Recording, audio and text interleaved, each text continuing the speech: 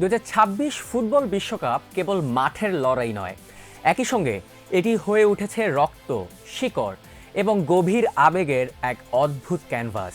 সেই ক্যানভাসেই জন্ম নিল আইভরি কোস্টের আমাদ দিয়ালো এবং সুইডেনের ইয়াসিন আয়ারির দুটি ভিন্ন অথচ আত্মিক দিক থেকে এক সুতোয় গাঁথা অবিশ্বাস্য গল্প।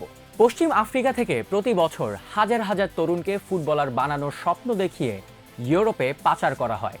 সেই চক্রের শিকার হয়ে হারিয়ে যাওয়া কোনো নাম হতে পারতেন আইভরি কোস্টের আমাদ দিয়ালো।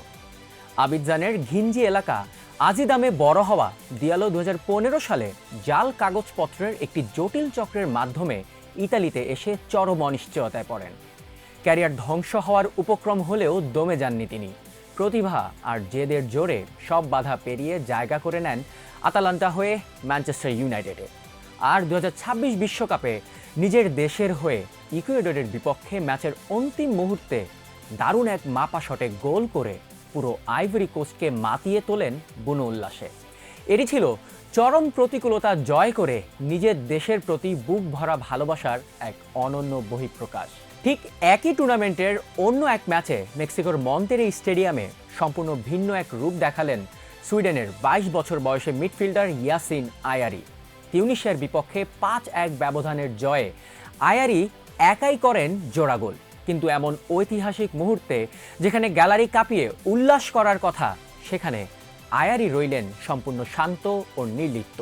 সতীর্থদের বাঁধভাঙ্গা উচ্ছ্বাসের মাঝেও তিনি জটলা থেকে বেরিয়ে 2 হাত উঁচিয়ে দর্শকের কাছে ক্ষমা চাইলেন এবং মাঠে সিজদায় লুটিয়ে পড়লেন।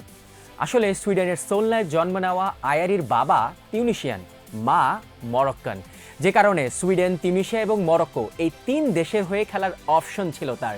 শেষ পর্যন্ত বাবার ইচ্ছাতেই বেছে নেন জন্মভূমি সুইডেনকে। 2021 আফকনের সময় আয়ারির সঙ্গে যোগাযোগ করেন তিউনিশিয়ার কোচ। তখন তার বাবা জানিয়ে দেন যে দেশ তাদের আশ্রয় দিয়েছে, আয়ারিকে বড় করেছে, সে দেশের প্রতি কিছু ফিরিয়ে দেওয়ার দায়ও আছে তাদের। তাই তো সুইডেনের হয়ে খেলেন আয়ারি। কিন্তু বিশ্বকাপের প্রথম ম্যাচেই বাবার জন্মভূমির বিপক্ষে জোড়া গোল করে নিজের জন্মভূমিকে জেতান আয়ারি।